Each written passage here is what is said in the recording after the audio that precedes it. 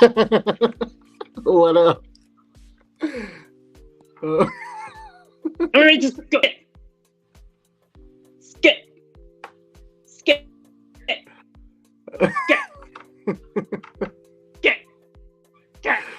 I don't know what this guy's doing. What's up, ladies and gentlemen? How you? Let's go. Let's fucking. What's up? It's once again Hector. I think it's Matt and Hector, but hey, we'll work on it.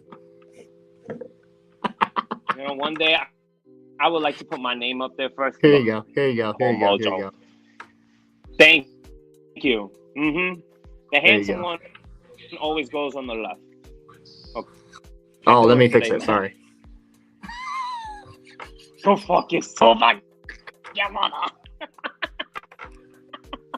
What's up, Bobby? Before we start, can we all give them his wife, Jess? They celebrating their 11-year anniversary. Put up for him. Congratulations on 11 years. Go for another 20 more. That's it. So Bobby bought him his wife bought him steaks, so he's enjoying steak. You're a lucky man. I'm trying to figure out why you're glitching. I think it's your headphones. Hey? Because I can't. Yeah, you're talking and then you're not. Disconnect your headphones. All right, How about now? Hey, you're great. Perfect. Just do what I'm doing. Okay, here we go. Give me one of these. Yeah. All right. What's up, guys? So, all right, let's get started. Let's start off the topic with Rideshare Rodeo. What I miss?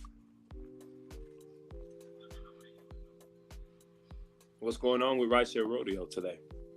Yeah, you guys were talking in the lounge, and Necro's getting bags, and Yeah, so we were talking on the lounge. Hey, how you doing, Sussy?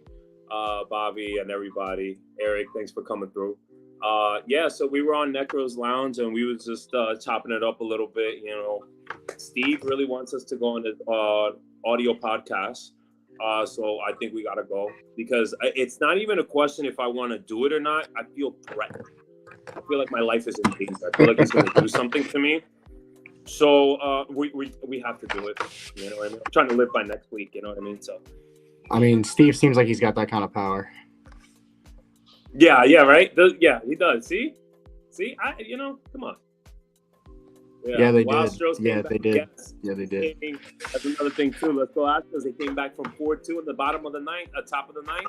They have runners on first and second, nobody out. Closing Here out you go. Play, hits a slider, bang. Here, guys, I'm gonna mute Hector so he can't talk about sports.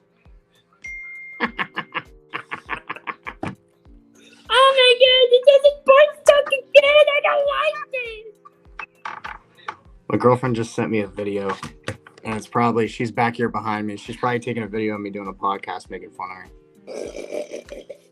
her. Anyways, so also, all right, so let's talk about the change in my content.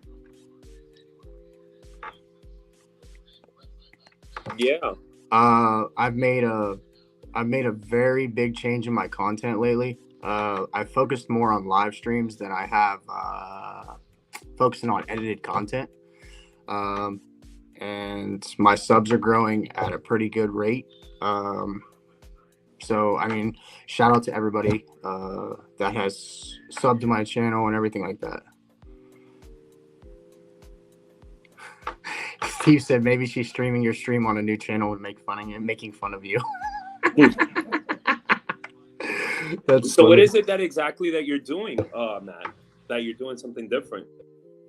I switched to doing live ride-alongs for 12 hours to 14-hour days every day. So I'm not just doing a ride-along on like a random day of the week for 12 hours. I think we did it for 1 week straight. Yeah, almost. Yeah. How'd you feel about it? How was it? Because it was kind of like 12, up and down for you. Over 12 hours. So how'd you feel? Exhausted. You had a lot of highs and lows. I had one day I made $9. Another day I made like what? In 14 hours, I made like $170. And I have to deal with my friends like you and Bobby that are out here making way more money or the same amount of money in like half the hours.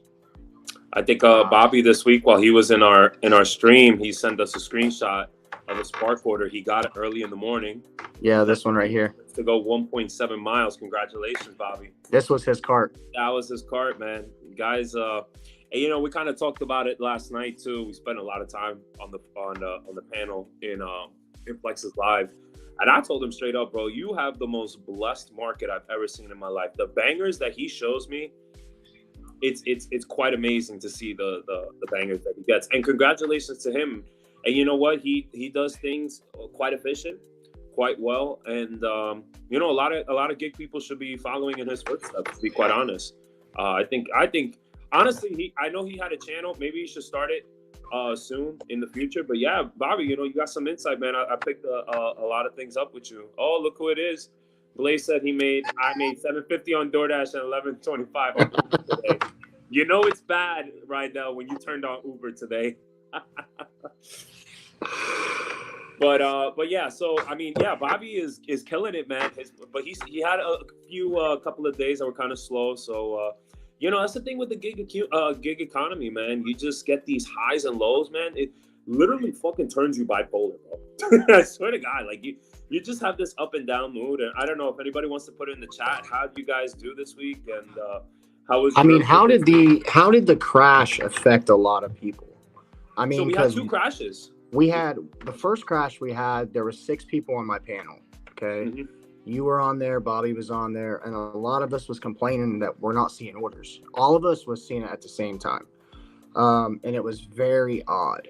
I mean, that was the day that I was like struggling bad. I made like $57. And going into like 5 o'clock, the crash happened around 4:45, 5 o'clock. Yeah. And then all of a sudden, my phone, before any of your phones, went off. And I got that $15.50 for like 4 miles, that stack. And then you guys started getting offers, and it was just crazy. Rydell just said he wasn't seeing orders at lunch today. Mm-hmm. Bobby said Matt definitely had a rough week. It'll get better. Yeah, I mean, honestly, so for most of you that don't know, I just use DoorDash. On the wait list for a lot of other apps, and it makes it more nerve-wracking because the fact is like my market is so shit. But it is what it is. I make the best of it, and that's it. Yeah, so it's one of those things, like in my market now, they're offering the incentive again for like new drivers, the referral incentive. So like I'm hearing like people are getting like $900, $450. Bro, mine is $20. 20. That's a lot of money. That's about I mean, what was it, from 9 to 20 now, right? It's crazy. No, it's a referral.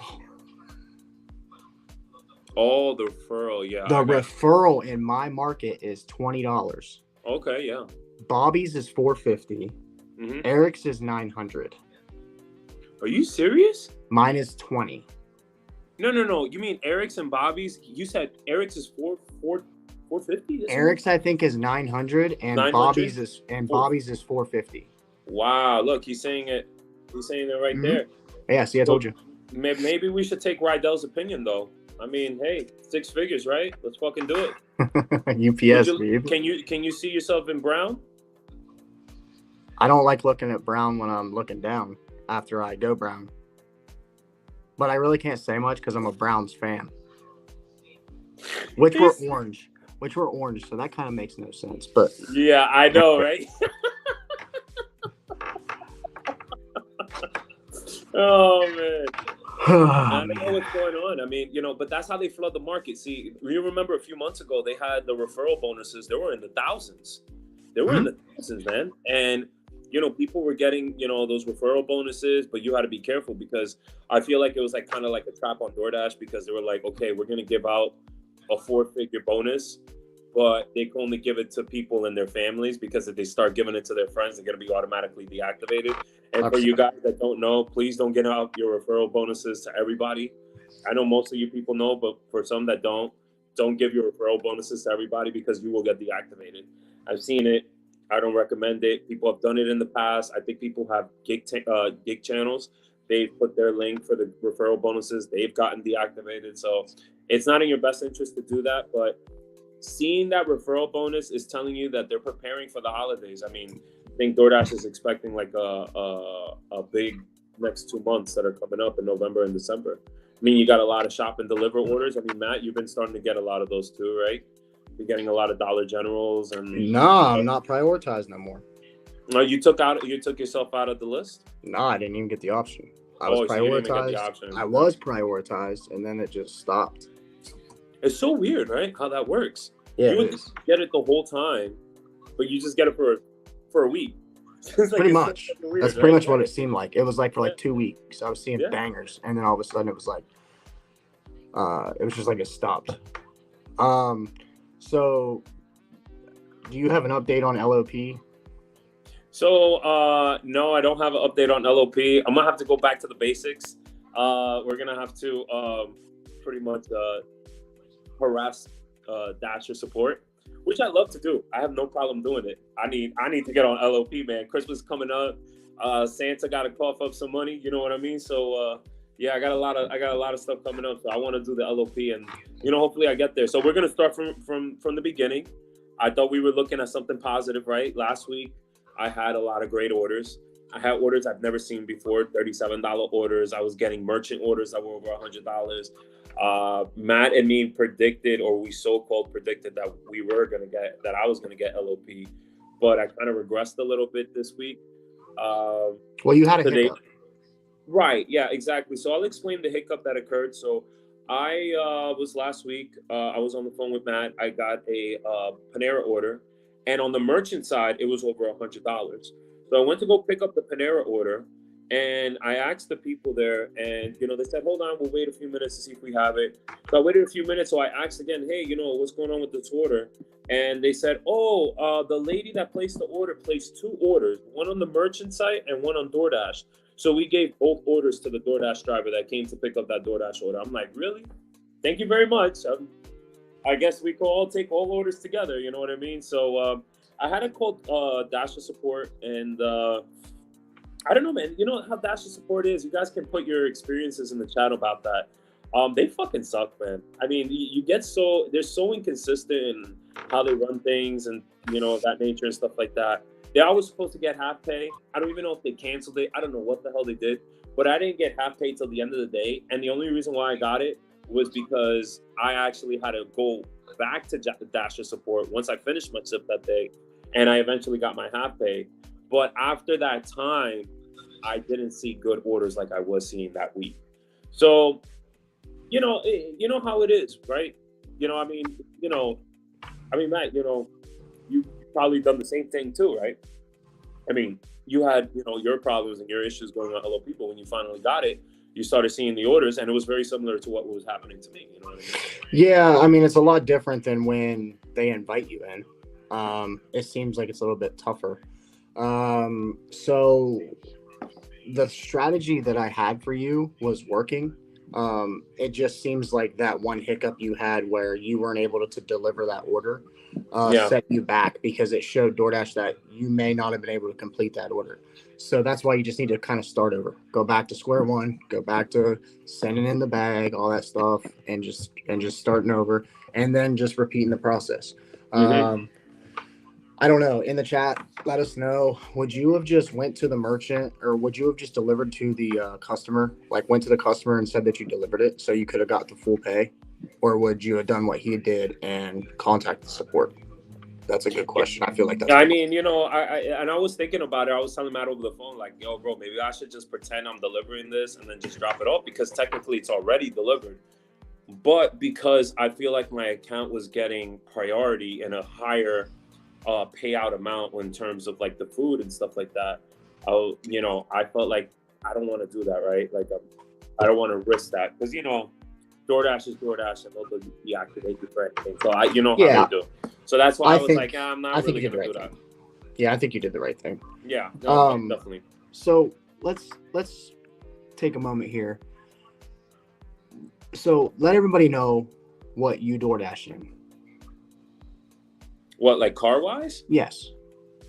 Oh, okay. So I have a Lexus 2014 Lexus ES350, which is basically a Toyota Avalon, but just in a, I guess more luxurious style. It's the same subframe, same engine, same transmission. The engine itself is actually engine from Toyota that they use a lot in Siennas. They use a lot in Avalons, in Camrys. It's called the 2GFERE engine, and it's one of the most reliable engines that Toyota make. I mean, these things, they don't burn oil. All you have to do is change the coolant, bleed out the coolant, and you'll be okay. But these engines are super reliable. Transmission, literally, you could look up, I even look it up myself. I look up 2014, or I even look up Lexus ES350 transmission problems. You find zero. Zero. That's crazy that nobody has any transmission issues with this car. But, when you look up other brands, it's like, you have a few problems here, a few problems there. But yeah, it's a pretty good car. I average anywhere from $20 to $25 a day in gas. I usually fill up in the morning, by the way. I don't wait till the end of the day. I fill up when my tank is halfway. And I probably put maybe 150, 170 miles a day on it. So it's really not that bad. I mean, I drive like an old man now because I'm kind of scared. Like, I have this nice car. I've always wanted this car for a long time. I've been looking at it for many months, and now I got it. And Houston got some crazy mother flower drivers. You know what I mean? Like, Matt knows, Bobby knows, and Eric knows. They get aggressive, and I have to say what I gotta say. You know what I mean? They know some of the sayings that I say, so I'm very careful about it. But overall, it's a very reliable car, and I think one of the other things that we forget, and I was talking about this with Matt when we first started talking. A lot of people that do the gig economy really don't know how to pick out a reliable car. They really can't do their homework and kind of differentiate what kind of cars they want. So it's, I think that's something that we have to start bringing up. I mean, when you go out there and you buy a car, do you think that buying a brand new car is the wise thing to do? Because right now cars are being made out of plastic. These components that they're putting in the engines are not the same components that were reliable back in the 90s and the early 2000s when those cars will last a longer time. I mean, nowadays it's all about fuel economy. This is what these car brands are trying to do. They just want you to save on fuel economy, but they're actually making the reliability of the car itself worse and worse every single year. So I guess that misconception of, hey, let's buy a new car, that's pretty much out the window. I also said this to you, Matt, miles are overrated. You see a car with low miles, that don't mean nothing. You should never judge a car based on miles. I'm telling you that right now, because there could be a car that has very low miles, that's a great deal, but is going to give you a lot of problems. Car manufacturers are different from any other car manufacturer. And you know a lot about that, Matt, right? Yeah, I'm very car intelligent. I'm very intelligent when it comes to cars. That's one thing. So for me, if it was somebody that was just starting gig work, I would never tell them, one, to get into a car that has a loan. I would tell somebody, if you're just starting out, I would focus more on getting something like a Honda or a Toyota, something like a Corolla or something like that, like in the mid 2000s or like early 2000s, to where you can put the miles on the car and keep up with your maintenance to where you can still make money. One, you wouldn't have you wouldn't have a car payment. And two, most of the stuff that you can do to buy them cars cheap, you can do yourself. You can almost find any video on YouTube how to do anything. I mean, for the most part, if you change your oil, keep up with your, keep your tires aired up, change your air filter, all that stuff, don't run your gas clear to E all the time, and don't burn up your fuel pump. You know what I mean? Just do your maintenance. Those cars will run forever. I've seen Hondas go almost 400,000 miles. And in this line of work, you can do that because you're staying up on your maintenance. You know what I mean? It just depends. Like I said, I'm not gonna sit here, and tell somebody what they need to buy because I'm not an advocate for anything like that. But I'm just giving you my suggestion. Um, but like I said, we have like a what is that, a 2018 GMC 2018 GMC Terrain Denali, and it can go from 2 wood to all wheel, so we can switch it right.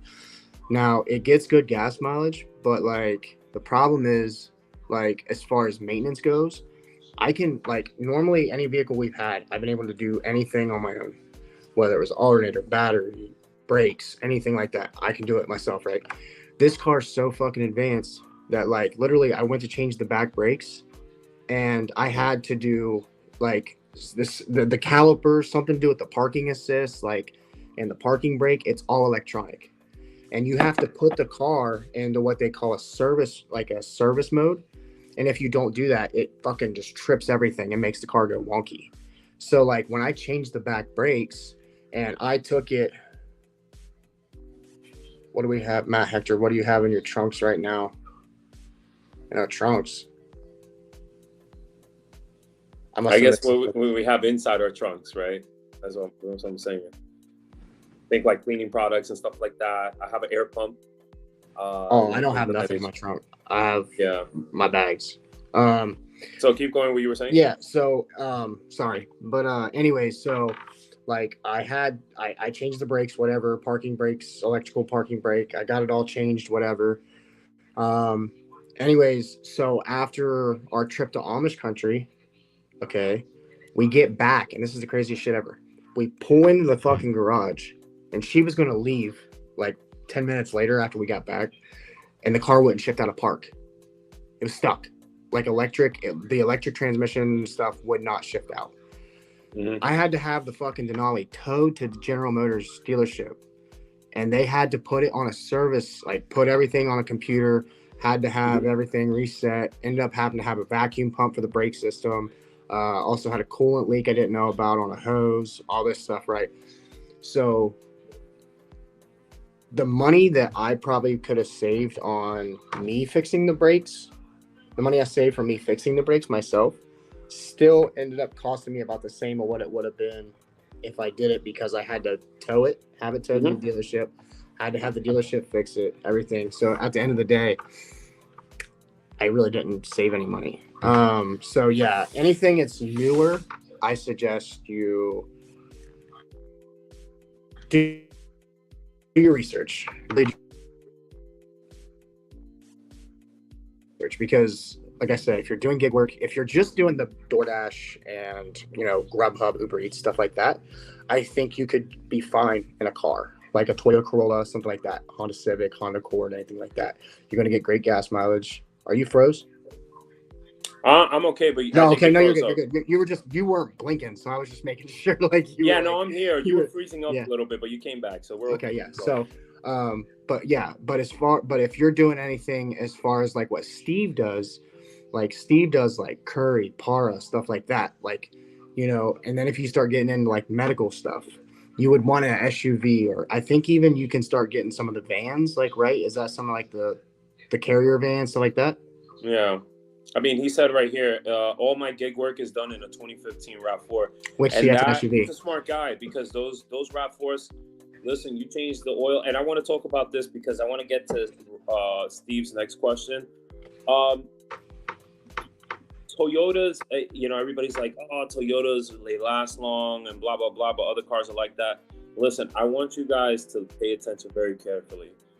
Toyotas last long because they make natural aspirated engines. There is no turbo engines. There is no dual clutches or anything like that. They are old school, genuine mechanic cars made by great engineers. And that's why they last long. That's number one. Number two, the engine that I was talking about, the 2FE RG engine, it's built for multiple, not just one car, multiple cars. That engine is on Siennas.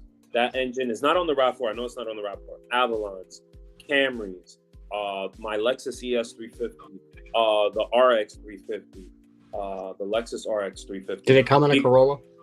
No, it doesn't come in a Corolla because it's a V6 engine, right? It's a 6-cylinder engine. But what I'm trying to say is that this is why Toyota's so reliable, because they make engines and they put it for multiple cars. Versus other car brands, they make one engine for one particular car, right?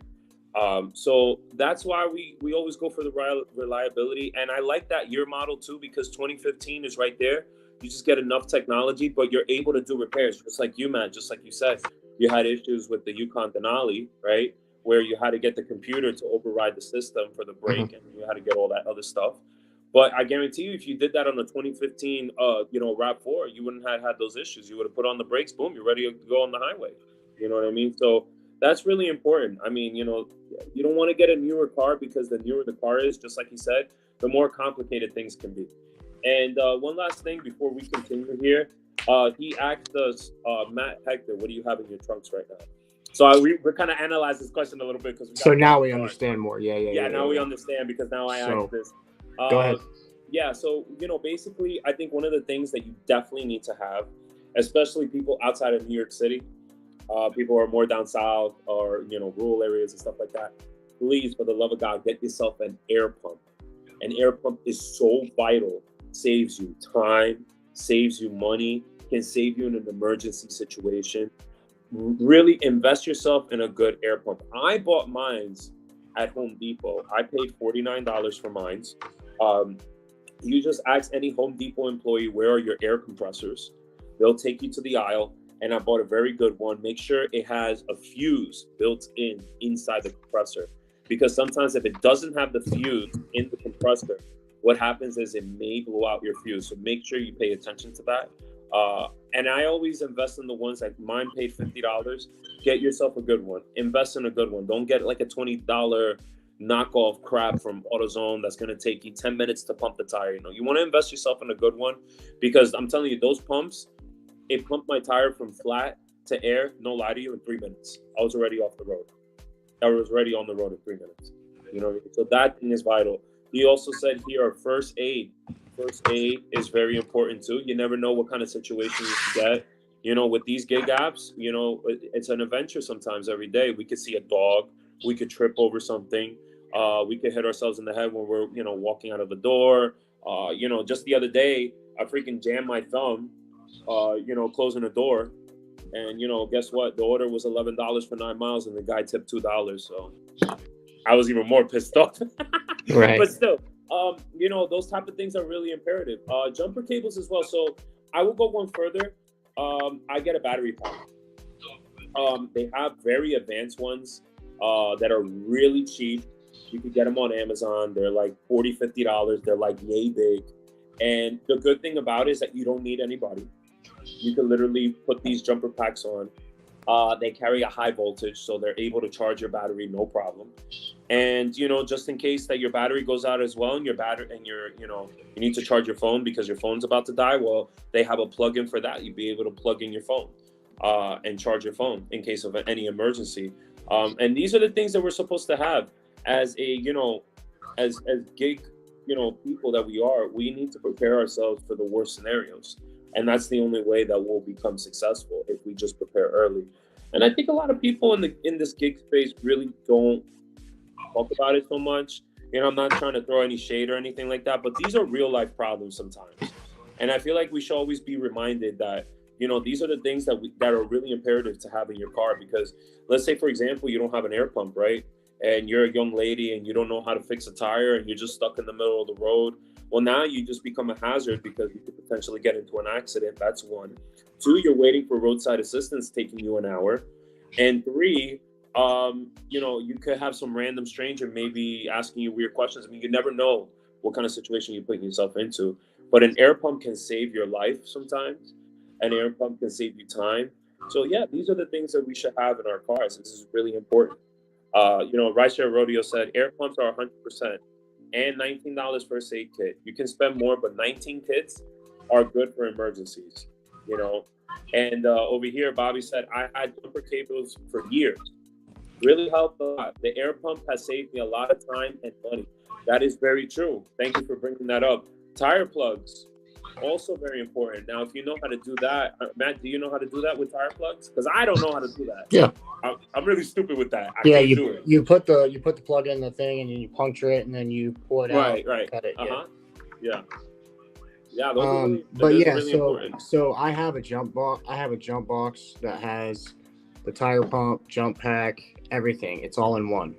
So I can do, like you said, it's got a USB port. I can charge a phone. I can charge anything. It's got a light on it.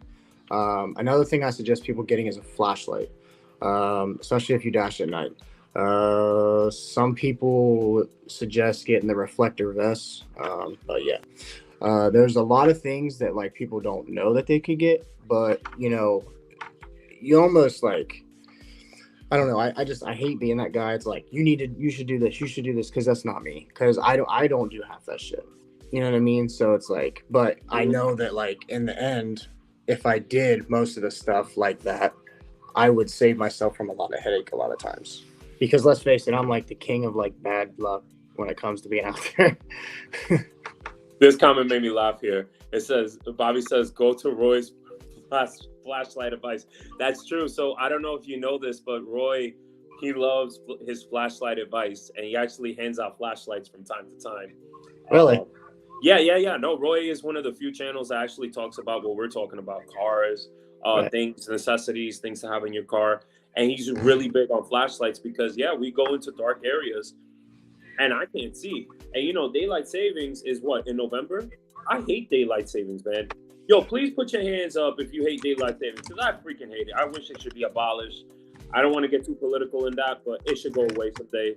Please, for the love of God, I hate freaking daylight savings. I think it should just come out naturally,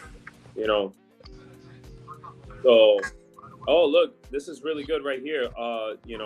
Steve says, have a headlamp on you. That's pretty good. Yeah, I like that.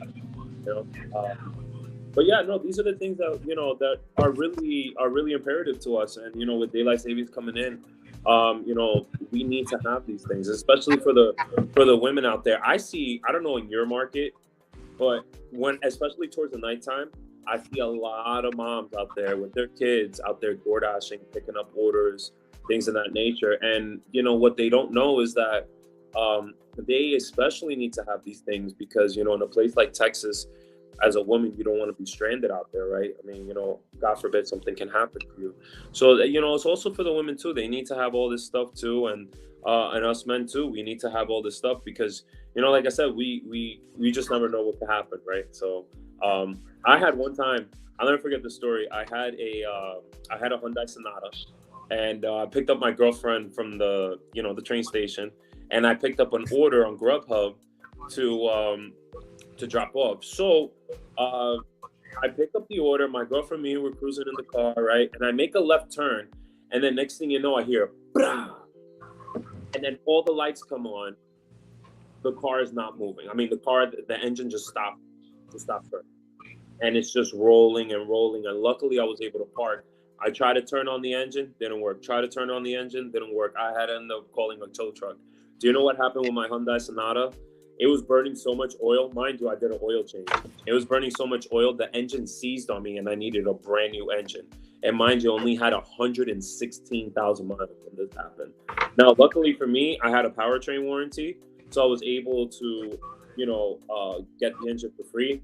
But, point in cases, for a lady having maybe a Hyundai Sonata and that would happen to her somewhere down south in the middle of nowhere, these type of things like a flashlight or something, maybe some like reflectors and stuff like that you could put on the side of the road can really help and save your life.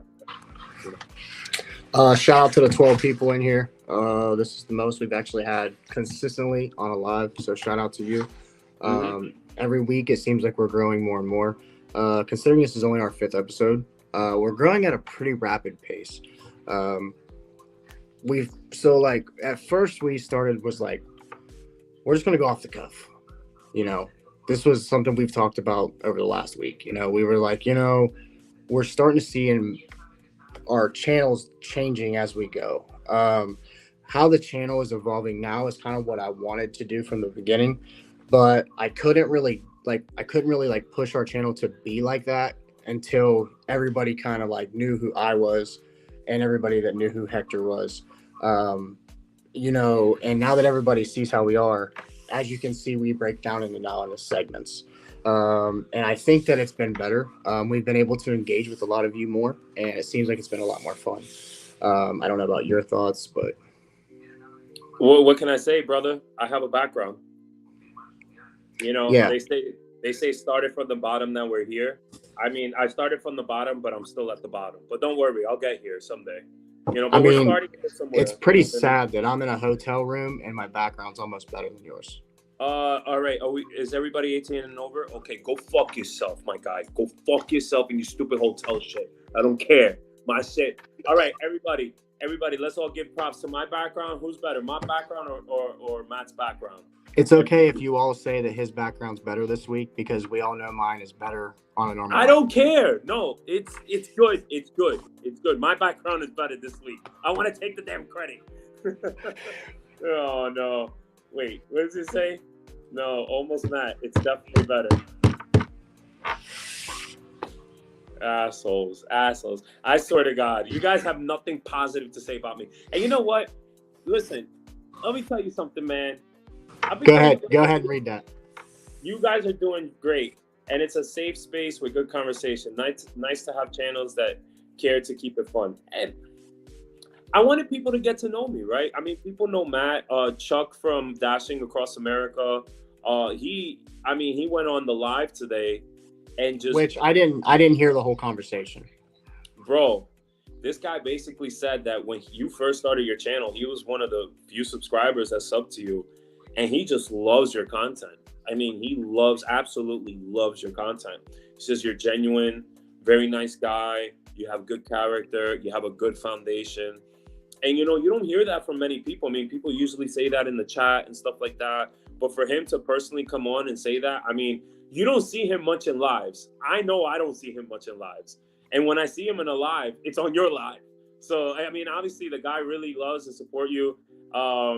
And, you know, there you go. I mean, you know, at least Rydell is the only fan that I have. Hector, you have the nicest hairline. I appreciate that. Thank you very much. Here you go. But it's receding very badly. It looks like the Nike check line. I'd rather just do it somewhere over here. You know what I mean? But I'm glad that I got to meet you, Bobby, through Hector and the lounge. Like we've talked about this earlier in the week. Like I literally, when I came into the lounge and stuff, well, I guess we could call it the man cave because the lounge was down for a while. I didn't know what I was walking into. You know, at the time I had 700 and some subs. I've been on Pedro's lives. I mean, you know, a little bit of people knew about me, but like the people that I've come to meet now, like, have been so positive. Like, you guys have made such a positive change in my content that it's really been helpful. So yeah, we appreciate you, Bobby, a lot too. Yeah, and I'm gonna also shoot from the cuff, and I'm gonna be honest with everybody in our live right now. I had a conversation with Matt this morning, and I got a little emotional. You heard that, right? What did I do, man? I fucking busted out balling, right? I was in a very dark place. People don't understand how hard it took me to get to this level. It took a lot of months to kind of like sit down and dissect with myself. And basically, I was in such a dark place that you guys have no idea. Only a few people know. 1 or 2 people know. That's one of them. And today, I don't know, man. It was one of those days where you just come to appreciate. I don't even care if it's 2 people. I don't care if it's 3 people or just 1 person. It's the fact that you guys are gravitated to us, and just especially gravitated to me, and just brought me this whole new persona of. I told Matt, like, you discovered Hector that was gone 10 years ago. Like, I wanted to find that version of Hector that was always laughing, telling jokes, always positive, stuff like that. And, you know, people like, you know, Matt and Bobby and, you know, Rydell and Eric and all these other guys. I mean, you guys have been nothing but uplifting for me. And we're just continuing along with the journey. And I think what made me emotional today, and I'm gonna be really honest with you, is the fact that I saw potential down the line. because I'm not gonna fucking lie to you, and Bobby can vouch. Yeah, listen, I'm gonna be 100% honest here. This is probably the only two guys that you will meet that will not go out there and start drama. We are not going to make videos about who's talking about what, who's talking about who. We have for one consecutive week, apart from one day that we don't want to talk about. We don't want to mention that day, but we all know, me, Bobby, and Matt, we know. There was no drama. There was no negative conversation. There was nothing talking about gig work. There was not talking about who's talking about who, and this person's talking about that, and all this other garbage. Like, it was just pure organic form of laughter, happiness, and positive love. This man made $9 in 4 hours. I'm surprised he popped his head the next day. And I still streamed for the whole 11. And you still streamed for the whole lounge, and you never pouted about it. You never complained about it. You never put drama on it. And we for 10 hours didn't talk about nothing of drama. We were completely 100% drama free. And let me tell you guys something else for the people that actually do follow the drama, because I've been hearing, because trust me, we do hear this. Stop following that garbage. It is the value content that you get from drama is zero. You put nothing in your brain other than hate, anger, and anguish to yourself. Not to mention that you're already driving in your car by yourself, which I even talked about this with Bobby the other day in a very small way. You guys can even put this in the chat. It's like being in solitary confinement as a prisoner. You know, in a way, you're in solitary confinement. You're by yourself in a very enclosed space, and you're in there for many hours. And for the mental psyche, it's not really good for you. We as humans, we're not supposed to be locked up in a car for a long period of time, doing others and just doing it over and over again. We're gonna drive ourselves crazy one day. So when you do tune into this negative entities of these gig tubers that have nothing more intelligent to say than just talk about drama, they're just filling you up like a Twinkie. You're garbage. You think you're getting all the sweetness from the inside, but you're really not. You're really destroying your body, and you're destroying your mental and your physical aspect. And that's something we don't bring. And that's why I think that's why I got emotional today, because I really felt that gravity of the good, honest, organic people that are starting to come out. And, you know, shout out to Bobby, because me and Bobby, we had a very long conversation. And, you know, some of the words that he told me last night was really inspirational, something I've never heard from pretty much anybody. I'd hear it from Matt. You know, he's believed in me in day one. I mean, you know, we have a very organic channel. We're not going to bring that bullshit. And I even told you, when I talked about all these cherry pick, what did we say? We weren't going to bring it up again. I talked about it for what? 12 minutes? 5, 10 minutes tops? And what happened after that? Everything was pure laughter, happiness, and excitement, right? That's what we bring. So that's how organic we are. We don't care about the drama. We're creating a platform for people to be happy. If you're feeling depressed, if you're feeling sad, come on to our channel, chop it up with us. And I'm telling you, you're going to have a great time. And you're especially going to love the yelling that I do. I curse like a New Yorker, but I'm too chicken to confront people. So I curse with my windows up. You know what I mean? So, you know, and, you know, people gravitate to that. You know what I mean? And I bring a lot of knowledge. And, you know, I may not be the smartest person in the room, but I can tell you I'm probably one of the most intellectual people you ever meet. So, and I know Matt brings a lot of value to himself. He's a great individual, right? And to be quite honest with you, if it wasn't for Matt, I don't even know where I would be in my position today, right? I mean, I had reached out to people, I don't want to say who, and they didn't reach out to me. And it's so sad that a person who only knew me for a few weeks actually wanted to help me from the cuff. And much appreciated to the person that I am today. So, Bad Boys for Life, kid. You know how it is. Bobby said Matt's channel has been a breath of fresh air I desperately needed. No. You know. So, I mean, I'm excited, man. I mean, we've been funny. We've been hilarious. I mean, Eric loves that, man. Yeah, listen. You know, Eric. Go ahead and hit what you're going to hit. Oh, this one right here. You are both amazing people. I am a good judge of character. Are you sure, Steve? I don't think so. So yeah, I mean, that's what we're trying to do, man. And I think, both, I can only speak for me, but me coming from a dark place to coming into a positive light is something that I don't know. I feel like, how do I put this? Maybe it's something that the gig economy needs. I mean, I gave up on YouTube. I mean, I quit posting. I came back, went on Red's Live a few times on GWO. Shout out to the Gig Wars team. And then I met this crazy individual. I am fucking crazy. I met this crazy guy. And it was weird how it just all happened. It just clicked from the jump. We linked up, and it's just been nonstop. We talked a couple days for multiple hours on the phone while working, and was like, you know what, we really need to just do something together. And instead of me being selfish and saying, well, let me just try and put him on my platform and grow that way, I said, I want you and I to grow in a whole nother platform together.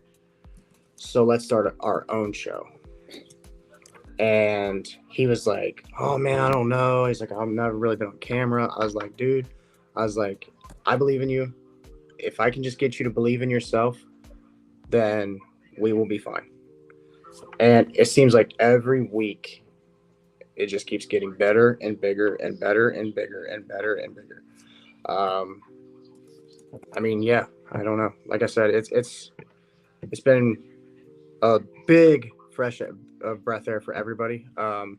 But yeah, I mean, just know, like Bobby, look right there, exactly the same. You know, you were in, and I know I'm not going to speak too much on it because I know the situation, but I know where you've come from and where you are now. So yeah, you already know where I stand on it. I'm not going to get too much into it, but you already know where I stand. And that's I mean, and that's what we do, man. I mean, I come on Flex's live, I come on Necro's live, and I mean, you should listen to my conversations with everybody that even comes on the panel. I don't have no arguments with nobody. I chop it up with whoever and anybody. I guess that's what it is. I guess I've been in the restaurant industry for such a long time. I could honestly, know like pretty much anybody's personality. So I could socialize with pretty much everybody. So yeah, I mean, it's pretty cool, just having the people to come out and support us. And like I said, it's only the beginning. You know what I mean? Like we have a lot of things planned up. We still maybe one day possibility that you might come to Houston. I don't know. We're going to see about that, but yeah, we have a lot of things that we're looking forward to. And, eventually, one of the things I wanted to bring up also is, I also wanted to talk about real estate as well, for the people that, want to also get homes and stuff like that. What do you need to qualify and things like that? And for gig people who have enough money saved up and have a good credit. And I know there's some people in the chat that have really good credit, that really are interested in getting an FHA loan, which is a first-time homeowner loan. A VA loan, about investments, Airbnb, what to look for, and what are the requirements that you need. Or if you don't have any credit, but you just have money, maybe we could do owner finance. So there's a lot of stuff that we're going to bring, a lot of knowledge here. A Cowboys fan in Florida. What does he say? Come to Florida, guys. Oh my God. Listen, Eric, I want to be honest with you. I'm really concerned about the drinking water in Florida. That's all I gotta say. Oh man, I think for Christmas I might send Eric a water filter, like a nice one that really cleans deep into that Florida water, bro. I don't know, man. Just send him a case of water; he'll be fine. Yeah, right. A case of water. DoorDash him a case of water. Ceci said the bromance is real. Yeah, Steve said, I think Hector knew he was great on the camera and is like, gotcha, motherfucker. Yeah. But yeah, no, we have a lot of stuff planned, and I'm looking forward to it, and hopefully, our people can subscribe to our channel quicker, so we could get the message out there. You know what I mean? Like we're trying to make a different change. I think we have a shot at doing it, and people are gonna get to really know us. And I'm gonna tell you right now, and look at the threat that I'm gonna give to anybody in this gig space. Watch out for us, because a lot of people are gonna come to us. It's just as simple as that. Everybody's tired. Hey, Kalaya, how you doing? Oh man, that's my number one supporter. Shout out to her. And I have a story to tell you about Kalaya, and this is why she is such a great supporter to me. When I was in the darkest point of my life for the last year and a half, she was the only one that was reaching out to me, and she was the only one checking in on me. So shout out to you for always checking up on me. That's a real friend right there. But this is a threat to anybody in the gig community. We're bringing positive reinforcement here. We're not going to charge anything. We are going to be as organic as possible. Wait, you don't want to charge a membership fee?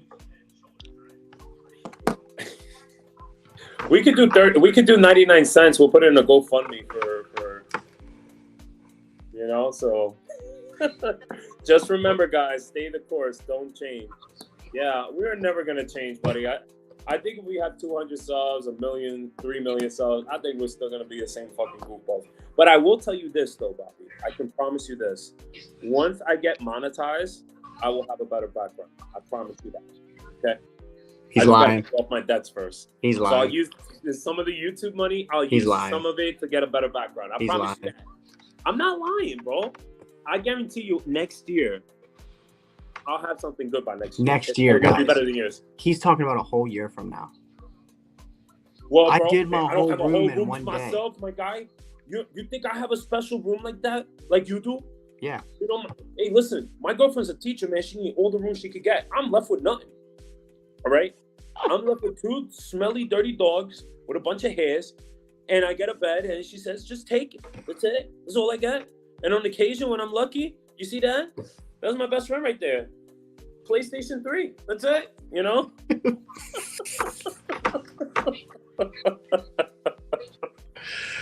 Well, side note, so the reason why I'm not at home, we're on a little bit of a trip right now. We're going to Fayetteville, West Virginia tomorrow. So I'm in Charleston right now, staying in a hotel. They have this thing called Bridge Day, and people come from like all over to jump off this like weird bridge. Like they have like vendors and stuff like that, and they have all this stuff, whatever. But anyways, like she was showing me videos of like people getting catapulted out of this like thing and coming off the bridge. Mm-hmm. It's crazy. It was crazy. Really? Wow, that's crazy, bro. Wow. It'll be on. I'll put it on the stream tomorrow, and all that stuff. But yeah. So what are you expecting for next week? I mean, you had such a bad. You didn't have such a good week gig-wise. I mean, how was your mood this week? That's what I like to know. I think everybody wants to know. I was pissed. All right. Oh. Yeah, I was pissed off. Sometimes, that's how it is, bro. I'll be getting pissed off too, bro. Yo, Eric is overthinking the situation. That's not a fucking rug, okay? Yo, I'm gonna make my girl go to Florida and smack the fuck out of you, bro. Don't play me, bro. Don't fucking play me. You're garbage. Your background is beautiful, bro. He says, is that a carpet? Is that a carpet? Then he's like, oh no, it's beautiful, bro. It's beautiful, bro. So yeah. He said Hector's like me, years in the bar industry. We old service industry people don't change. We just get better with age. Absolutely, yeah. Hey, you want me to tell you something? I was talking about this with I think with Bobby the other day. It really helped me with my social skills. Let me tell you something. I believe if you never went and graduated high school or never went to college, go work a year in a restaurant industry, and you'll see how good your social skills are. You'll really become from an introvert to an extrovert real quick, because what it shows you is real life situations where you have to deal with real life problems, and it really helps out your social anxiety. I know a lot of people have social anxiety and stuff like that, but listen, I'm not trying to laugh at that comment, so let's take that away, okay? Shut up. I'm taking that shit away. Bobby, Can we time out Bobby? Let's time him out for like 50 seconds. No. I would love to time him out for 50, maybe 50 hours or something. You just timed yourself out. I think I did. I think I froze a little bit. Look what Eric said. Yeah. Eric said, you made me piss my pants. Oh my Lord. Listen, the bad thing about Eric is that I don't even know if he could afford laundry. Anyways. No, I am not. I think so. No, I am not. Yeah. Eric said, Rydell said, I don't get pissed. I just go home. Yeah. Steve said, 100% service industry makes you a real human real fast. Eric wants to know if the carpet matches the drapes. What is this? Does the carpet match the drapes? No, it does not. All right. You need to stop. Okay. You need to stop immediately. But yeah. Yeah, look at this. At this point, Matt has nowhere to go but up. Positive thoughts. That's what you gotta have, bro. You gotta have positive thoughts. I'm thinking you're gonna have a banner week next week, man. I just have this feeling. I feel like with bro, let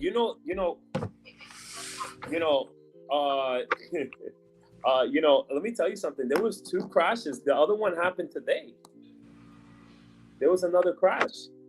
So maybe when they fix everything out, maybe the app will go back to normal. Something's going on. What do you think's going on? With what? With the app. I think they're doing some weird changes. I think they're coding, and I think the way they're coding is that they're pretending that the app is down, and they're just recoding everything. Because after the first crash that happened, I told Matt something really weird. So I had 3 orders after everything got fixed. I went to get an oil change, wash my car. I was like, yo, fuck this, man. I ain't gonna wait for orders. Let me, I like this one right here, Hector with the mop. So I went out. I had 2 handed to me. First 2 orders handed to me, fine. And then the third one was a leave at door. And you could go fuck yourself, Steve. You could really go. I'm about to time out half of you motherfuckers in the chat. It's messed up. So, and then a third order, let me see if I can pull it up. Hold on, let me see this. So I had something really interesting that it was said about a picture. It said this. I don't know if you could read that. It says, phone is tilted down.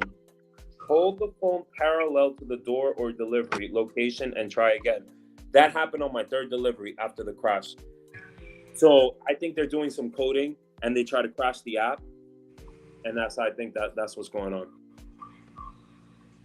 You know. Kalaya said, although we do get gray hair down south as we age. I know, TMI. I get too much gray hair. You see this? Let's try to analyze this. Let's for the chat. Okay, you guys ready? Is this bad or what? What do you think? Come forward a little bit. A little bit more. There you go. What do you guys think? Is it bad? Yo, you put me on the big screen, motherfucker. You're such a bitch. I swear to God. So, yo, watch all the roasting comments coming in. They're gonna be like, he literally has a line going down his freaking head, bro. Like this. It looks like you have surgery, bro. Yo, look at this. Yo, look at this. Yo, you know Bobby was gonna come out with the Batman phrase, with the Batman statement right here. Hector looks like Harvey Two-Face crackhead's cousin. Yo, you man, I'm gonna. I hate you, Bobby. Yo, you know what Eric said? His girlfriend said I look like Cruella DeVille. Kalaya, yeah, we were talking about the DoorDash crashes.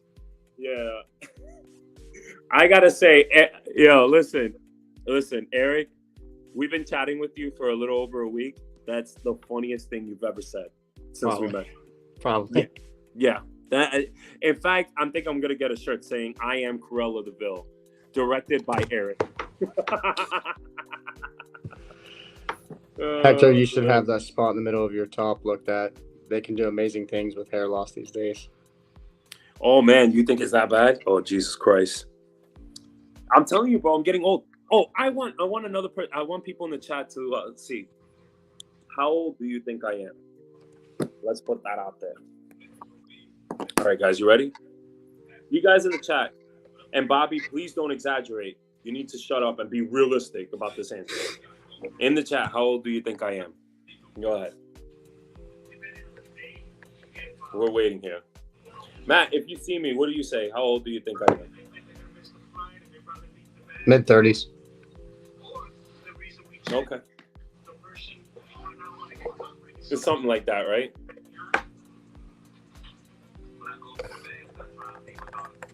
That's crazy. Bobby, 47. Kalaya, 35 to 40. Steve, you're younger than me. I'm 51, but I think you're 42. 101 hectorations. Yeah, mid-30s. Hector, 101 hectorians? I said hectorations. Hectorations? Damn. Son, I'm telling you, I'm fucking illiterate, bro. I'm the most illiterate motherfucker in Texas, I swear to God. He said hectorians.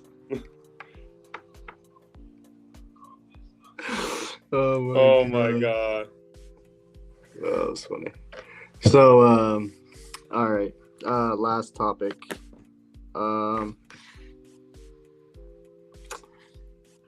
The NFL is joining the Olympics. Well, first off, go ahead and tell the chat how old you are. So, mid-30s, so I'm actually going to be 37. I'm 37, I'm going to be 38 next year. And you can tell by the wrinkles that I'm getting there. Yeah, I'm getting there. You got me beat. Yeah. Well, Matt, how old are you? I don't even know. What, you 34? Yo, wow, look at this. Yo, look at what Rydell said. Dye your hair and use cocoa butter Vaseline. I bet you will look 25. Rydell, that was a little racist. I'm not gonna lie. That's really fucking racist. Are you doing something tonight? That was really weird that you said that. Hey, look who it is. That's my guy right here. What's up, man? How you doing? Yeah, we were just actually chatting it up right now. So it's pretty cool that he's here. Thanks for coming through, Greg. Appreciate it. Bobby, I think Matt's 29. Wow. Yo, Bobby, I don't know, for some strange reason, bro, he's just really in love with you. 29 years old, positive Matt, you're gonna do better things. He really loves you, bro. He really I had a shit week, bro. What do you expect? Yeah, this is how it is. But yeah, with the NFL, with the Olympics, right? You told me that they're doing flag football for the Olympics. Bro, 2028, the Olympics are coming to Los Angeles. Right, yeah. Bro, I saw this thing today. Somebody said the NFL is not only encouraging, but allowing the NFL players to play in the flag football event in the Olympics for Team USA, okay? And I saw this meme. It said, I can only imagine Jamar Chase doing a 9 route against a Lithuania elementary school teacher and scoring 5 touchdowns. Wow, that is true, though. That is true. It's a weird thing. And you guys got to put it in the chat. What do you guys think about the kind of competition that they play, different types of things they do in the Olympics? Does it make any sense to you? Because some of the things really don't make sense to me. I don't know, man. I mean, do you guys even follow the Olympics when it comes on? Because I don't really. I mean, I just pay attention to the major sports. Maybe like what? There's like what is it? You have like what, basketball, right? What else you have? They don't have baseball. It's funny, you don't see baseball Olympics, right? I haven't seen it. This is a little weird. I mean, the major sport is basketball. Yeah, So, basketball. yeah. Yeah. Mm-hmm. Yeah. So, well, speaking of which, right before we go, we're gonna talk about it's gonna be a little much for Kalaya and the limited ladies that are here, but we're gonna talk about the NBA this season. We have the NBA starting next season. Preseason's officially over, and I wanted to get some predictions from Matt, and I wanted to know, what is your outlook on the NBA season? What are you looking forward to, and what's gonna be what are you really looking forward to in the NBA this season? I'm really curious. Ben Simmons for MVP. No, I'm just kidding.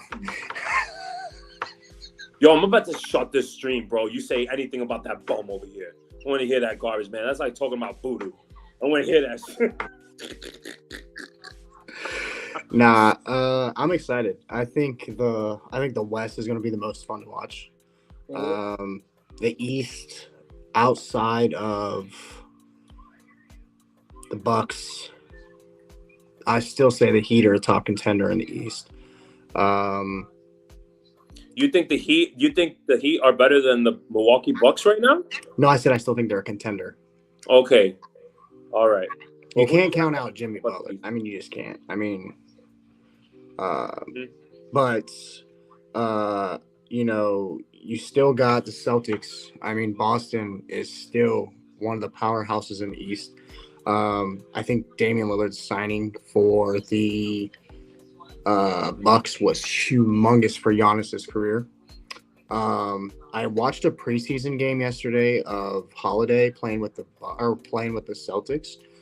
It was weird. He's all over the place. When he was in Milwaukee, he had kind of like a set system with being with Giannis and Middleton, stuff like that. And I don't know if it's maybe because they brought in so many new pieces. Because like I told you, even when I was watching it yesterday, Porzingis was like kind of like, he had 11 or something like that when I watched it, 10, whatever it was. And you said like the other night he had 18 or something like that. But even he's not fitting in. So it's like, I think once they get to the regular season, you know, with Tatum and Brown, I think they're going to be really, really good. But do you think that they're enough to overcome Milwaukee? No. You think Milwaukee's the East? Okay. They're number one. They're to me. Who's coming out of the West? Not the Suns. I'm looking. Okay, so there's two X factors in the West that I'm really intrigued about. Number one is LeBron James. I think it's his revenge year. I think he's having a revenge year this year. I think the fact that he got swept by the Denver Nuggets is really bothering him. And, you know, you got to understand, LeBron is his 21st year in the NBA, right?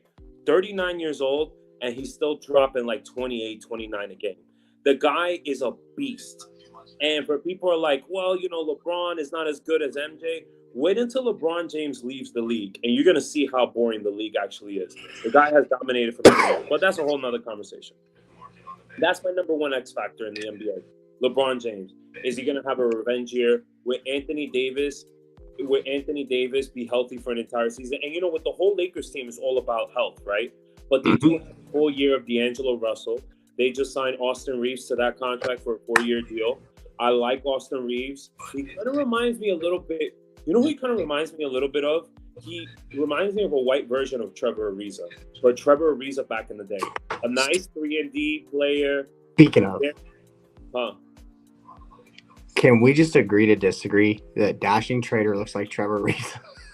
He looks like the Dollar Tree version of Trevor Ariza, but I bet you he'll book it on me anything. Shout out to Trader. He'll drop dimes on me. Shout out to Trader.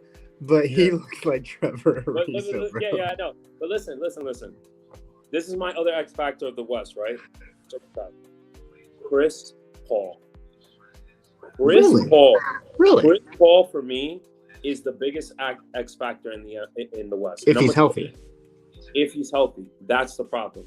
Because in my personal opinion, Chris Paul arguably is playing on the best team he's ever played on in his life.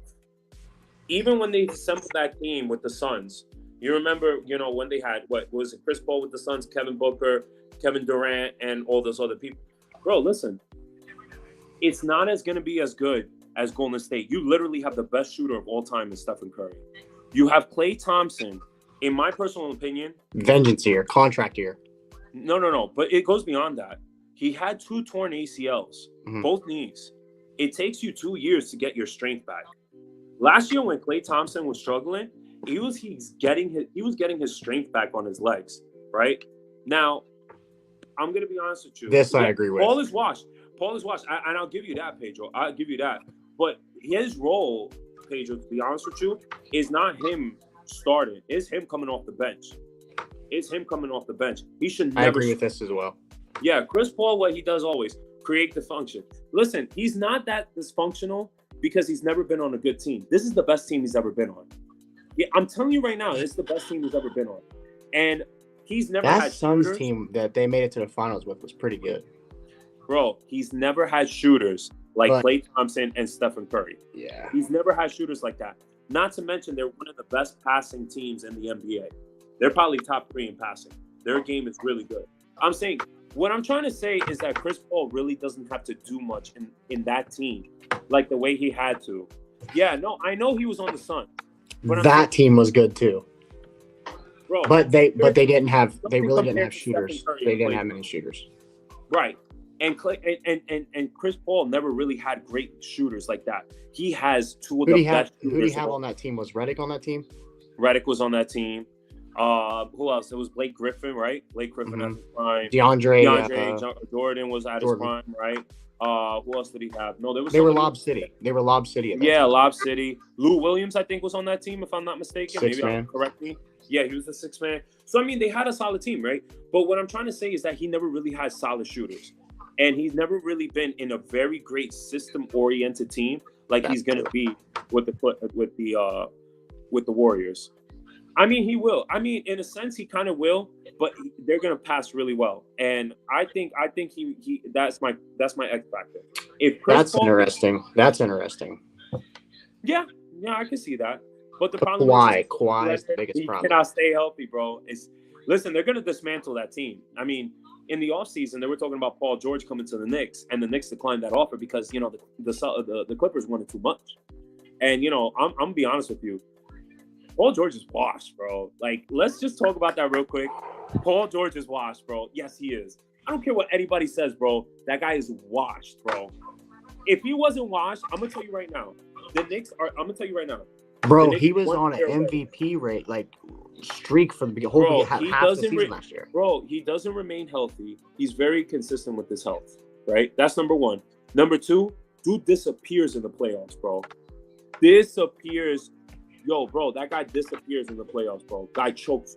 Bro, he's not that good. Okay, let's put it out there. If he was that good, the Knicks are one player away, one superstar away from being a serious contender. If they didn't trade for Paul George, there's a reason why. So who do you think your Knicks are missing? You have Barrett. You have I don't know much about the Knicks. Okay, I'm gonna tell you right now what Okay, this one right here. Too much hype on the Warriors. Mark my word. The dynasty won't win another chip. We'll see what happens. Like I said, I'm expecting a big year from Klay Thompson. But I'm gonna tell you this. I like the Kings. The Nuggets. I will tell you this though. De'Aaron Fox is a dog. I'm gonna tell you this, Pedro. I'm gonna call it this year. The Kings are gonna regress. I think that was a little fluke. I think the Kings are gonna regress. Really? Yeah, I think so. I have this feeling. They're gonna regress. The West is tough. I might be wrong. Okay, so if the Kings bust, who's coming in? You're gonna laugh at me. You're gonna really laugh at me. I think the Houston Rockets have a shot. Bro. Maybe. I don't think this year. I think maybe in a year or two. But bro, I don't think. I think this year's a little early. Decent squad, bro. They got a decent squad, bro. Listen, they just signed Dylan Brooks. He dropped 38. Oh, fucking here we go. He dropped. No. I'm not saying, bro. I'm not saying. Listen. I want you to pay attention carefully. That guy has gotten shitted on last year for good reason. For great reasons. I'm not saying they're not bad reasons. I'm not saying they're bad reasons. That guy deserved to get shitted on. He is not the best defender in the NBA. And I know. Listen. I'm not smoking. I'm telling you something right now. Listen, they will be top 4, but bro, you could forget about Zion Williamson. The guy's eating gumbo all day. He's in a gumbo buffet. Forget about Zion Williamson. Thank you, Pedro. Thank you. No. Listen, you remember who else they signed, right? The Knicks are like the Jets, just so you know. No, they're not. Fuck you. They went to the second round. They almost beat the Heat. Jonathan, stop playing this guy. All right. He's still triggered that Trae Young is their daddy. Okay. Do you know who the Rockets signed though? That guy from the Raptors. What's his name? I can't right off this. Please put it in the chat. Fran VanVleet. Remember him? Oh yeah. VanVleet. Yeah. He's solid, bro. He's solid. He's a very underrated point guard. He was undrafted. Yeah, and he's undrafted, but he's very underrated. I think he's gonna have a really good first year. And I heard that as well. He wants to go back to Houston. And that's the other thing. That's what they're missing. I think if the Rockets can get back James Harden, and I think that trade might happen.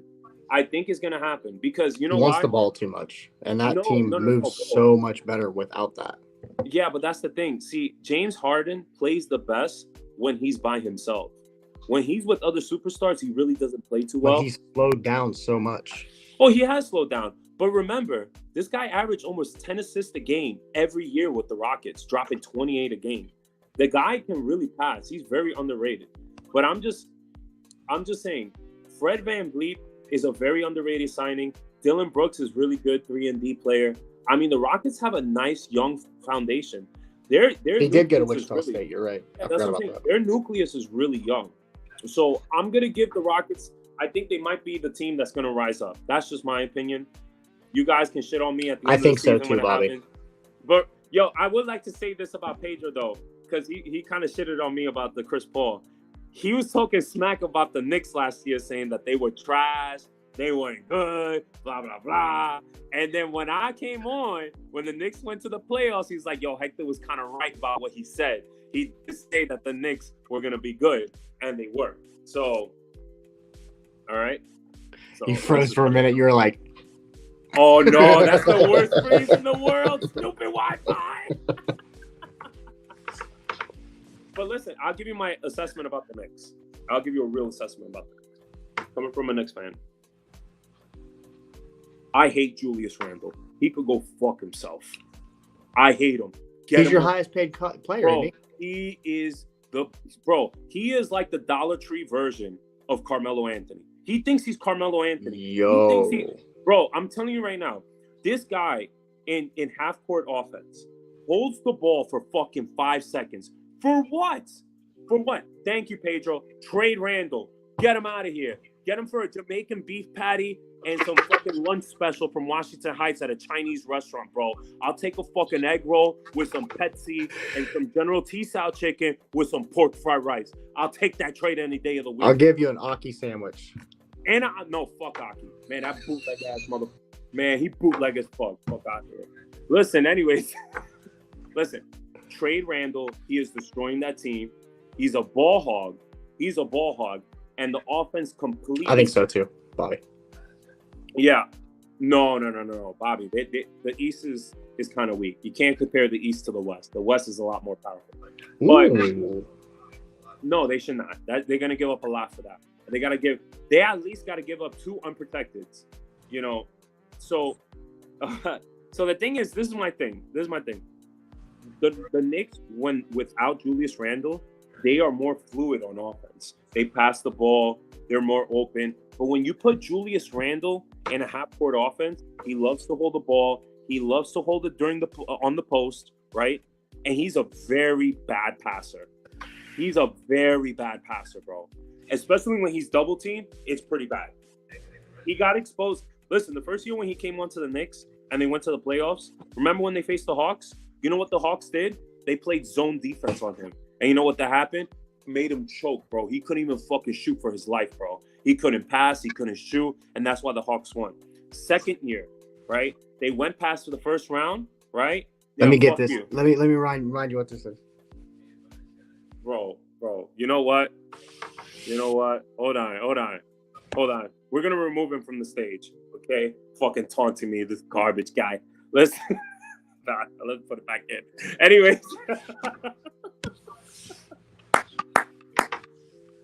Get out of here. Ice tray. Listen, now we talk about last year when they went to the playoffs, right? What happened? They moved past the first round. They get into the Miami Heat series. Now the Heat, they love to play a lot of zone defense, and that's why I didn't like that matchup when it initially first came out. They're not a man to man. They're not a man to man. I think Memphis will too. Yeah, I mean, it depends what happens with John Morant. It really does depend with that. But was it 50-some games? Yeah, but I don't know where he started. Maybe somebody in the chat does know that. But yeah, I don't trust too much on that. But I will tell you this, that you guys are still slipping. Okay, I will tell you this. Let's go back to, Bobby says, I think Memphis will regress, right? Remember, they have Marcus Smart. Just remember that. Marcus Smart is very underrated, bro. He was the anchor of the Celtics. That's what I'm telling you. As long as I like the Celtics I'll agree with that. this year. Because the Celtics, they lost Marcus Smart. And for me, Marcus Smart is a better ball player than KP any day of the week. We could agree to disagree, but he brings more value, Marcus Smart, than Kristaps Porzingis. And that's why I'm telling you that trade will not work out. The Celtics will regret that trade. Mark my words. But I will say this about the Knicks. The Knicks need a power forward. Now, is it Joel Embiid? Is it Giannis Antetokounmpo? We don't know, right? But they do need a power forward. They need to get a lot bigger on the front end. When it comes to shooting guards, they are really loaded. They have Quentin Grimes. They have Emmanuel Quickley. They have Josh Hart. They have Miles McBride. If you look at it, because I know you guys don't pay attention to the Knicks as much, but when you come and see how the Knicks are, the Knicks have probably the top 3 bench in the NBA. Defensively, they have the top 3 bench in the NBA. They have lockdown shooting guards. And what Tom Thibodeau loves to play, he loves to play small ball. I mean, I'm not lying to you, he'll have Julius Randle at the 5 if he wants to, and bench Mitchell Robinson. And he'll have a lineup of, Jalen Brunson, Quentin Grimes, RJ Barrett, and who else? Josh Hart. And he'll play Julius Randle. He'll go really small. He doesn't care because he wants an up-tempo, very fast switching type of defense, right? So that's what Tom Thibodeau loves to play. So for me, I think they need they need a power forward, but I think Julius Randle was destroyed today. So I'd like to see him win a championship too. It's kind of sad what happened with his career. Mm-hmm. Yeah, definitely. Dallas's big problem is if Kyrie and Luka can finally get it going. It's not gonna work, buddy. It's not gonna work. It's the same problem I like Holiday. Mm-hmm. I just feel like seeing him in preseason, they're too much discombobulated right now. I think once the regular season starts, they'll figure it out. But man, Marcus Smart is a damn good leader. I will give you that, Hector. I would listen to what Bobby said. I think the Knicks to trade for Pascal Siakam. Bro, they've been trying to trade for him for years. Years. They've been wanting this guy. This guy is a perfect fit for the Knicks. Perfect fit. But because it's the Raptors, they want like 4 unprotected first-round picks. They want Emmanuel Quickley. They want Quentin Grimes. And they want they want everything. And I'm not going to mortgage the future for Siakam. Yeah. He's a great defender, great shooter, can drop 25 at any time, but he is not worth that much. The package that the Raptors want is just too much for the Knicks. It's too rich for the Knicks. And I think what's really been successful for the Knicks, first time in I would have to say since the 90s, is because they're not doing the stupid things that they were before. The Knicks would trade for superstars. Remember, they would trade for Stephon Marbury, Steve Francis, Tracy McGrady, Antonio McDyess, Eddie Curry. Bro, the list goes on and on and on and on. Didn't they draft? Who is the boy out of high school? What boy out of high school? He was cold out of high school. He was from New York. Oh my God, why am I having such a draw? He was a huge bust in the NBA. Out of high school, he was from New York. Oh my God, why am I drawing I'm drawing such a blank on this. Well, No, I know a few players. He didn't. No, I don't think he got drafted by the Knicks. Never mind. No, I think you're He was talking about from. Ron Artest. No. Played for St. John's. I know. No. He was a point guard. He was a point guard. He was from New York. He was like All-American, drafted out of high school. I gotta look that up. I'm not too familiar with that. But next time for the live, I'll definitely look it up. Yeah. For sure. But yeah, I mean, I'm gonna look it up. Just keep talking. Yeah, so I mean, that's the thing with the Knicks. I mean, that they have been holding. This is what the thing is that they've been trading for bumps. Sebastian Telfair. Yeah. Nasty. So who drafted him? The Kings. Was it the Kings? It definitely. I know the last team he played for was Portland, and then he went 86, but I forgot which team he played for. I think he got drafted by the Kings. So I'm gonna drop a little gem. Yeah, Telfair. And so when I used to play baseball back in high school, in New York City. So in New York City, you cannot play baseball in the wintertime because it's cold. It was snowing. Yeah, so like, we were like, what, 19, 20 years old? I mean, no, not even that, 17, 18 years old, right? So we went to this indoor basketball court in Queens. It was called the Beacon, right? It was right by Rego Park or whatever. And we would play basketball there, 3-on-3, 4-on-4, whatever. So Sebastian Telfair, who played for Lincoln High School, actually came to the Beacon, and we saw him with his entourage and everything. And he was playing 3-on-3. And so we had next. There was like a list he had to sign, and we got into the game, and we beat the first set of teams that were there. So we played Sebastian Telfair's team, and he was playing. And the way we would go is that I was a terrible shooter. I would rebound and play defense. Played the best defense. Anybody else? Yeah, the Portland Trailblazers. I knew I was right. Yeah, I knew. 04 draft, the year after LeBron. Yeah, so my friend was the passer. We had our other friend named Leo. He was the best shooter, bro. We called him Dirk Nowitzki of Brazil, bro. This guy would shoot with one leg and boom, boom, boom. I don't even know how he did it. Never played basketball. Really good hitter. We would play tons of baseball, but I don't know. His hand-eye coordination was really crazy. Anyways, I played 3-on-3, and I guarded Sebastian Telfair, bro. And I'm telling you right now, this guy wasn't that good in the NBA. What he averaged? The most maybe like 10, 12 points a game. That guy was walking fast. One of the fastest, actually was the fastest player I've ever guarded. He made me drop once in the fucking Beacon. I was there and I fucking dropped. And he dropped like 15 points on me. But I had played some really good defense. But because when you hit the pros, even when you play good defense, it's really not good defense in the NBA elite level because they just drop it on you. So. But it was a privilege to play against him. And, I made him miss like 1 or 2 shots, but mostly he dropped like 15. We fucking lost. And my friend looked at me. He's like, bro, that's the best you could do, bro. Like this guy he was a legend in New York, bro. Oh yeah, he was for a legend in Lincoln High School, bro. That guy was averaging like 36 a game. Go ahead. And I don't know if you know this, but he was actually the cousin of Stephon Marbury. Yeah, I do know that. Remember that? Yeah. Before I go into Bobby's comment, I don't know if I told you or not. I've played against Andrew Wiggins. Are you serious? Yeah, and a Gusmacher. So how did that happen? I was playing top men's, which is like since I've had like semi-pro basketball or whatever.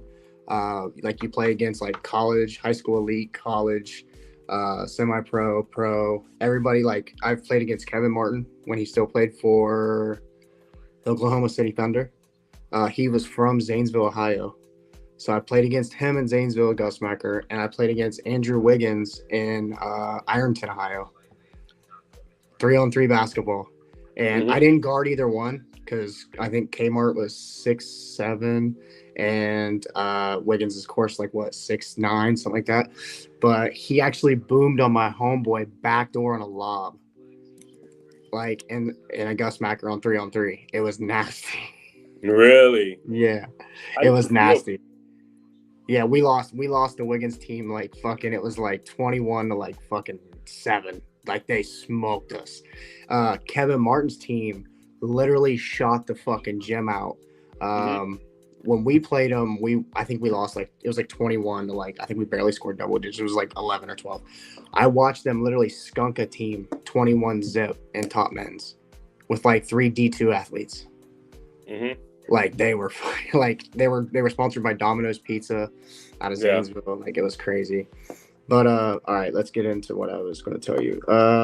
Bobby wants to know, does 3 number ones, RJ Barrett and Grimes, get Siakam? That's a lot to give up, though. Okay, so Bobby, I'm gonna be honest with you. I'd give up RJ Barrett in a I gave him one. I give up RJ Barrett in a heartbeat. I don't know. I would give up Quentin Grimes in a heartbeat. Quentin Grimes is arguably one of the top 10 defenders in the NBA, but just nobody talks about him because the Knicks overall are just a great team. They were top 5 in the NBA. I remember Larry Hughes. He was dude. He was a top prospect, bro. He was dog. Wasn't he like a top 10 pick? I think he got drafted by the Bulls, right? So I'm here for it. Yeah. So I got a ways to go. I mean, I ain't trying to go. Hey, he'll be in Cleveland. Bro, I think to make the money work, Bobby, I would throw a Julius Randle in there. Maybe we pick up an expiring contract or something. But yeah. So I mean, I would love to get him, but I know the Raptors are gonna want a lot more. But yeah, I mean, I played a lot of NBA. Oh, and I got before we go, I got something very special for Pedro. Very special for him. Yeah. So hold on. First off, before he tells everybody, I know nothing of this. Oh, you don't know nothing about this? Yeah. Apparently, no. You're going off the cuff right now. We didn't talk about this. Okay. All right. So Pedro, I know you're a big Nas fan, right? You're a big Nas fan.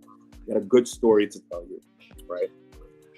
So many years ago, we were talking about 15 years ago. I just started in the restaurant industry, right?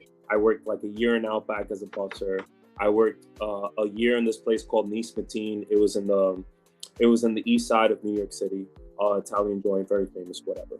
So, my friend, he was like really into, like the trends of the restaurant industry and stuff like that. There was this group, it was called the EMM group. And they created Rebel Casino and other places in Las Vegas and stuff like that. Well, anyways, they started a proof of concept called, I got this. So there was this proof of concept restaurant called The General. It was in Bowery. It was off the Manhattan Bridge.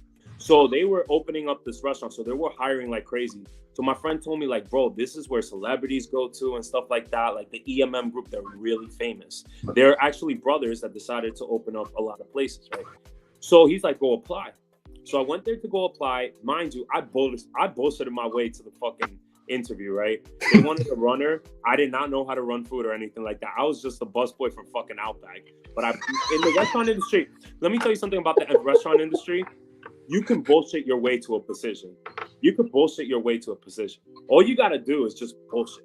And you just got to show your personality and everything. Anyways, long story short, I caught the job. I got the job. I was able to meet Michael J. Fox, my number one idol from Back to the Future, bro. I met Michael J. Fox. I was food running. I'll never forget it. I was food running, and they told me to go to a certain table, and I saw Michael J. Fox there with somebody. I forgot who it was, but I was just so freaked out by Michael J. Fox.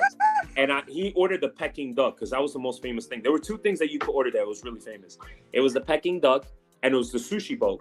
Have you ever seen the sushi boat? Well, they'll put like a bunch of sushis. Oh, yeah, it's yeah. It's like a big boat, and they'll put like a bunch of sushis there. No, listen, I'm not bullshitting. So listen. So part of this group, what they would do is that they would invite celebrities because they built their status up so high. But when it comes to bringing celebrities into a restaurant, they don't pay for everything. Usually the restaurant pays for everything as part. So they would pay for these celebrities to come in and eat the food. Now, let me tell my story, Craig. Yo, you distracted me right now. So check this out. So one day they came up to us and they say, hey, we're doing a private event. We're closing the doors because nobody can come in for this private event. And we're like, okay, fine. So who do I see in this private event? Well, I see Michael Strahan from the New York Giants, defensive end. I see Jamie Foxx, and I see Nas. Right? So they had a whole little menu out and everything, right? So my job as a food runner was, and Pedro knows this, anybody who knows in the restaurant industry, is that, you have the sous chef and you have, the chef that's like putting garnishment and stuff like that. I forgot what his name is. I haven't worked in the restaurant industry for a long time. So they kept handing us food and we were handing it out. So I'm not lying to you. I had a plate of Reuben spring rolls that I was dropping in front of Nas's table. Nas asks me, because he's Muslim. I don't know if you guys know, but Nas is Muslim. So he asks me, hey, excuse me, sir, does these Reuben spring rolls have pork? And I said, I don't know. Let me ask the manager. Right? I did, what happened is that I was supposed to take a test prior to getting hired. I bypassed that test, and I was too stupid at the time to know that Reuben spring rolls had pork in it. My manager got really pissed off that I couldn't tell Nas that. 2 days later, I got fired. I got fired because of Nas and his stupid question, and I gave him a stupid answer. That cocksucker. Great rapper, but he got me fucking fired.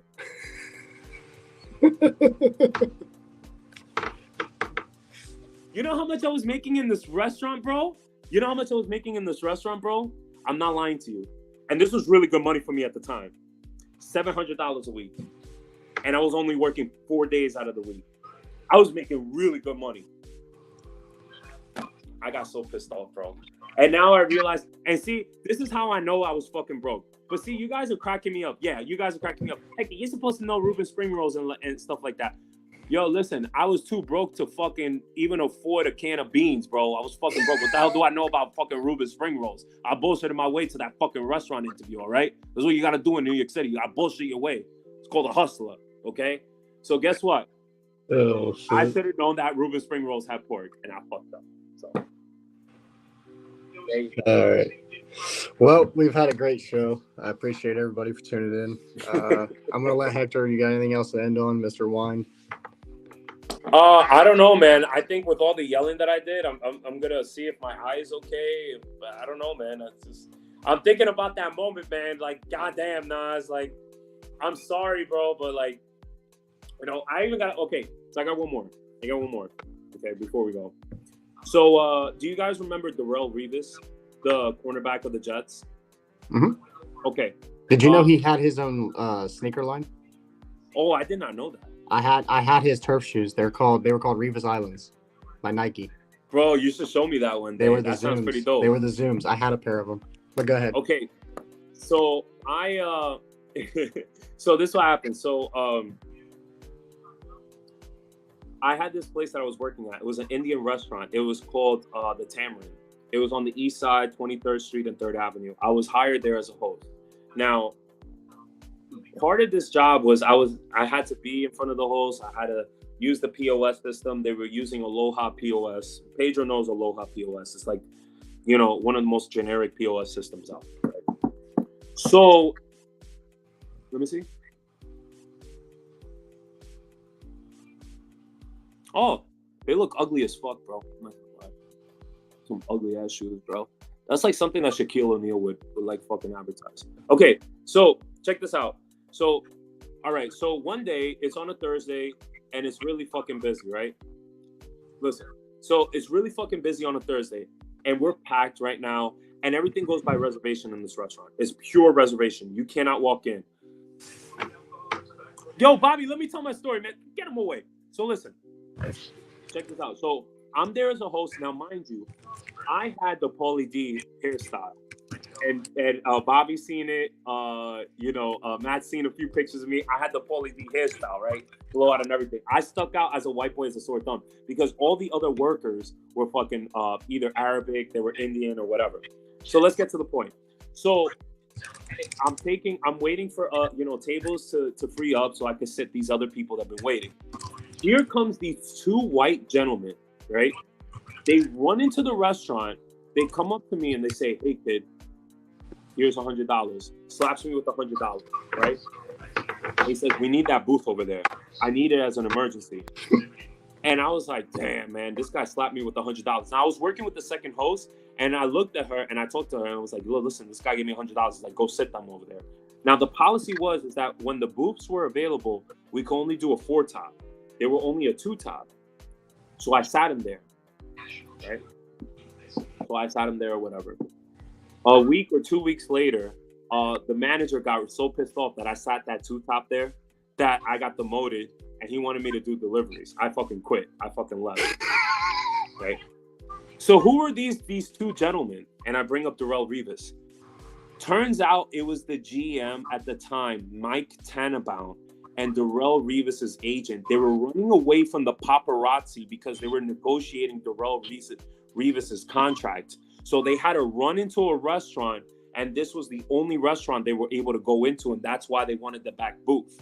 So he was desperate to go in there and go inside to negotiate his contract, and that's why he slapped me the $100. And I'm gonna tell you right now, you guys are capping. If you was in the restaurant industry and a guy slapped you $100 and say, "I need that booth," you're gonna give him that fucking booth. Don't fucking lie to me. You shut up right now. If you don't even got to think about it twice. But yeah, it was Mike Tannenbaum, the GM at the time of the New York Jets, and he was negotiating with Darrell Rivas' agent to get the new contract because it was big news at the time. So that was a whole big thing back in the day. It was all over the paper and everything. And the Jets really needed it to re-sign him. So that was the last gem that I have for you guys today. All right, so next week we'll be back to normal. I'll be on my computer. I'm starting to learn StreamYard, so I'm able to put up overlays now, like videos, present screens, stuff like that. I've been doing it a little bit on my lives through the day. If you haven't yet, go over there and subscribe to my channel, No Giggity, No Clout. We're doing daily live ride-alongs. We've done them for the last 5 days. Basically, it's just become a hangout for everybody. So yeah, we've met a couple new people, and some of those people came in here today. So it's been pretty cool to see you guys come over here. Cray wants to know when our stream is. You guys, let's set it up. We already talked about it. Yeah, and she's her work time is changing. She said. Yeah, so she said Mondays and Tuesdays, right? No, she changed her. She doesn't work that no more. She works. Cray, when did you say you're off again? Sundays and Mondays now? Can you please put that in the chat for us, Cray, please? Because you said last time it was Monday and Tuesday. Appreciate you stopping in, dog. Yeah, thank you, Pedro. Have yourself a great night. Thank you.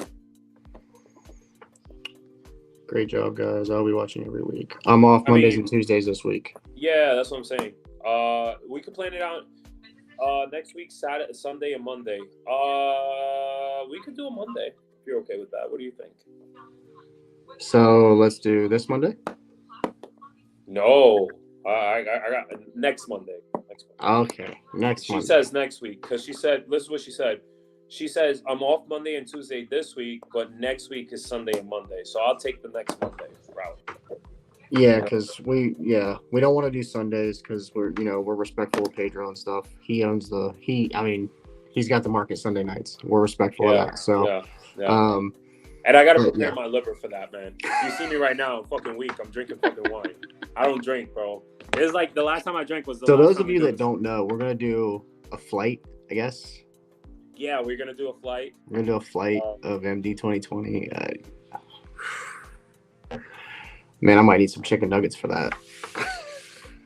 I don't know, bro. I'm gonna need a lot of protein. Do that. There you go. Cray, I have more tolerance to you. The problem is that I'm getting. Give her my number, Bobby. Yeah. That's the problem, Cray, is that I have more tolerance than you, but I'm also getting more older than you. So, that's just how it is. She said all flavors. All flavors. God damn. Are you going to give me full Medicaid coverage? I got to make sure you pay my deductible when my fucking liver goes out. You need to make sure that my blood type, you better fucking know it, Cray. I'm not playing with you. I'm only doing this if you know my blood type, just in case I need a liver transplant. All right. Oh, man. Well, we're out of here. Like I said, go ahead. I am so happy that you guys tuned in, and it really, you have no idea how much joy you guys bring me into my life, and I really fucking appreciate it. Both of us. Yeah, it's amazing, and thank you once again. Have a good night, Kalaya. I'll hit you up definitely. And yeah, we ain't ready for Cray, man. Yeah, Bobby. I think Bobby knows that. I could probably compete with her a little bit. So we'll see what happens. So I think we're out, right? Yeah, shout out to the NFP gang, and we'll see you in the next one. And tomorrow we'll be back live on my channel. So it's not working. Yep, there it is. All right, everybody, have a great night. What the hell? Peace.